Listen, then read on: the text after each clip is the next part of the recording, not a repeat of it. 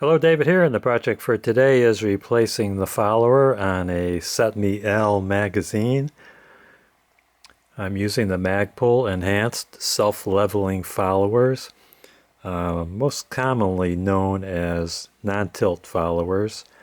And you're not going to be able to see this on my YouTube channel because YouTube is censoring everybody's firearm-related videos. So if you want to watch it on my Rumble channel, same name, davidgpo, and I prefer that you watch all my videos that are non-firearm related on my YouTube channel because I make advertising revenue on YouTube, and I don't make a penny on Rumble. I just do it for you Rumble guys just to help you out. But anyway, this is the Cetme mag. It looks a lot like the USGI mag for the AR-15 and the M16. The USGI mags do fit in a Cetme, and the problem I was having was I was getting some feeding problems with the nose of the bullet hitting the front wall of the mag, and you could see when you push on that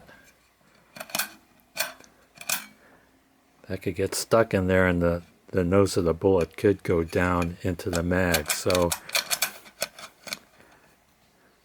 these followers have long legs, and that keeps them from tilting.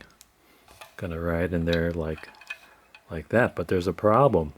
These are made for the M16 AR-15 mags, and they've got this little leg in here in the middle that has to be ground down because the Cetme mags don't accept, well, they don't have a channel anyway for these legs.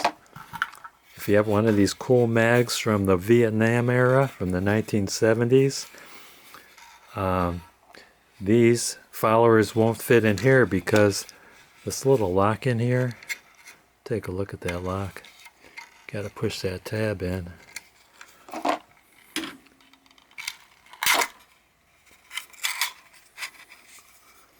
See this tab right here? Can you see that? That tab right there keeps that follower from going in.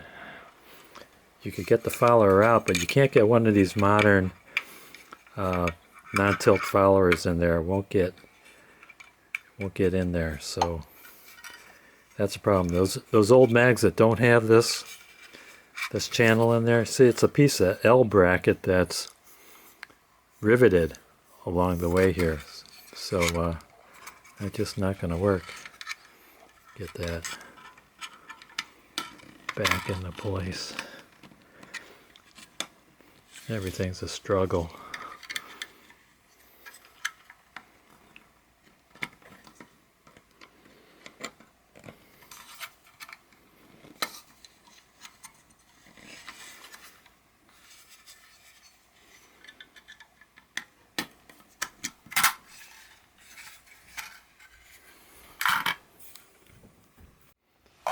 So I actually have two Cetme mags to work on. I know they're the same size, but when you hold them up to one another, one looks longer than the other. It's an optical illusion, but there's no identifying marks on them. And they are steel, they're not aluminum. What I do is tilt that base plate so you can push it up out of the way. Watch out, make sure that spring doesn't poke you in the eye.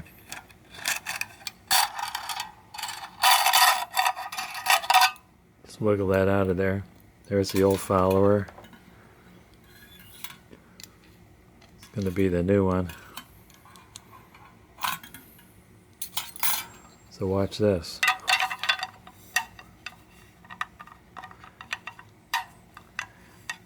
Will not fit because of that rib. Let's go shave it down.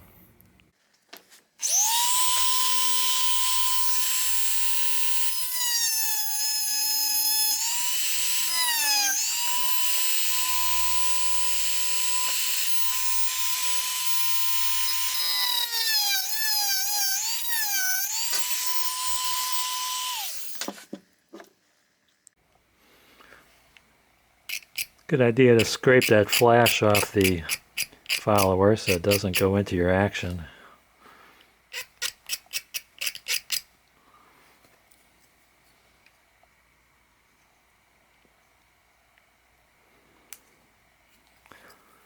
It's a good time to check your magazine springs and replace them if they're worn.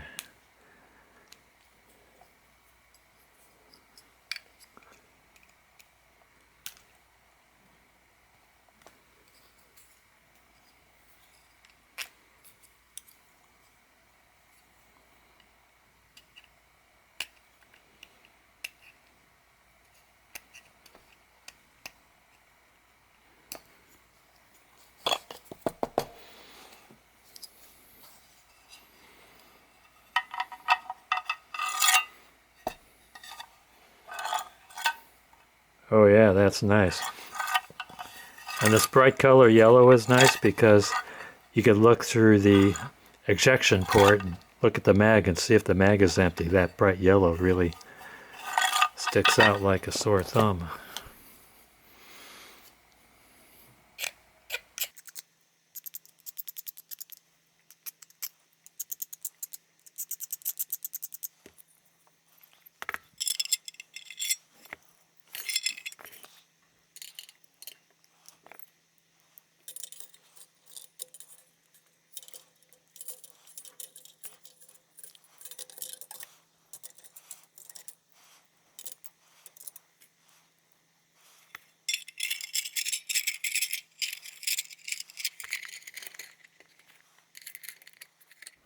Okay, I was trying to enter it from the wrong side.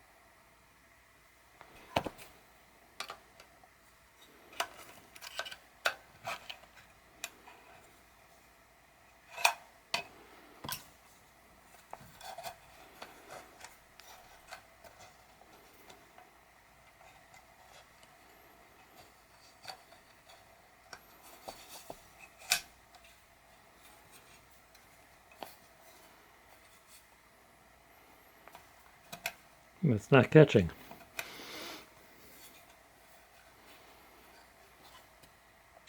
It's upside down. Okay, there we go. The indentation here goes in towards the mag. See that?